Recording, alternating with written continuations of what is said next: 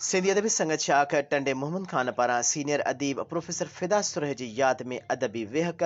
सिंधी अदबी संगत शाख टंडे मोहम्मद खान पारां सीनियर अदीब प्रोफेसर फिदा सुरह जी याद में हफ्तेवार दस्तूरी अदबी वेहक एजाज अली जिसकान जी सदारत में थी गुजरी। अदबी वेहक में सिंधी अदबी संगत जे ज़िले राब्ता सेक्रेटरी आगा जान आगा, मुख्तसर कहानी शरफ निज़ामानी, कतो आज़म भट्टी डायरी जो वर्क, मोहम्मद अशरफ गेंचलानी कहानी, फजल लगारी गीत, वमल घेमचंद शर्मा नसरी नज़म, मामा गुलाम नबी शायर, खास के लिए मनकबत पढ़िए। अदबी सिंधी अदबी संगत शाख टंडे मोहम्मद खान जे सेक्रेटरी रफ़ीक आस लगारी, गुल खास के लिए आशिक अली गाहो, मुख्तियार निसामानी, पीर माजिद जान सरंदी, डॉक्टर जमाल नासिर सोलंगी, गुल मोहम्मद सुमरो, अयात अली लगारी, नजीबुल्लाह घरानो, मोहम्मद अशरफ सठियो, हाजी समीउल्लाह मेमुन, कदीर लगारी, फैसल मेमुन, आस वज़ीर हसन नौशाद भट्टी, जानी कमरानी, यूसुफ भट्टी ऐं ॿियनि पेश कयल निकोर तख़लीकुनि ते पंहिंजा इस्लाही ऐं तनक़ीदी राया ॾिना।